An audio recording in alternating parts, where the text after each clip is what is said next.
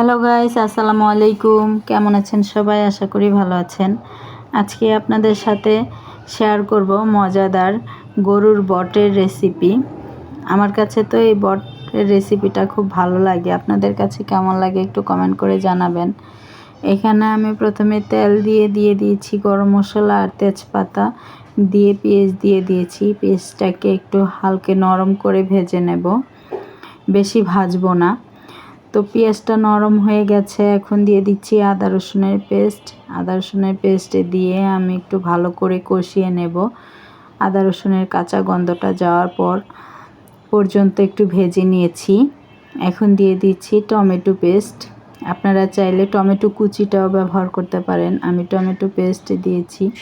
Tomato পেস্টটা দিয়ে এখন ভালো করে কষিয়ে নেব সব ধরনের মশলা। এখন দিয়ে দিচ্ছি সব ধরনের গুঁড়া মশলা, প্রয়োজন মতো লবণ, হলুদের গুঁড়া, মরিচের গুঁড়া, ধনিয়ার গুঁড়া দিয়ে সামান্য একটু পানি দিয়ে এখন আমি মশলাটাকে ভালো করে কষিয়ে নেব।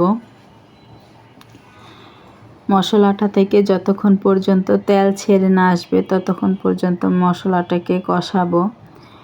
ওইদিকে আমি বটটা ধুয়ে পরিষ্কার করে কেটে নিয়েছি। বটটা পরিষ্কারই ছিল, আমি শুদ্ধ করে কেটে ধুয়ে পরিষ্কার করে নিয়েছি। এখন দিয়ে দিয়েছি আমি মশলার মধ্যে বটটা দিয়ে আমি নেড়ে চেড়ে মিশিয়ে নেব ভালো করে। এই বট ভুনাটা দিয়ে রুটি বা পরোটা বা গরম ভাত যেটা দিয়েই খান খুব ভালো লাগে খেতে। আমার কাছে তো খুব ভালো লাগে, তাই বট ভুনাটা করতেছি আজকে। এখন সব ধরনের মশলার সাথে মিশিয়ে নিয়েছি বটটা। এখন আমি ঢাকনা দিয়ে বটটাকে কষিয়ে নেব। দেখেন উপর থেকে তেল ওঠা শুরু করে দিচ্ছে। আমার মশলাটাকে কষানো হয়ে গেছে।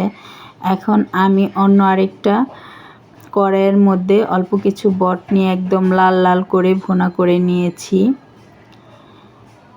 তৈরি হয়ে গেল আমার মজাদার বটের রেসিপি। নামানোর আগে গরম মশলার গুঁড়া, জিরার গুঁড়া দিয়ে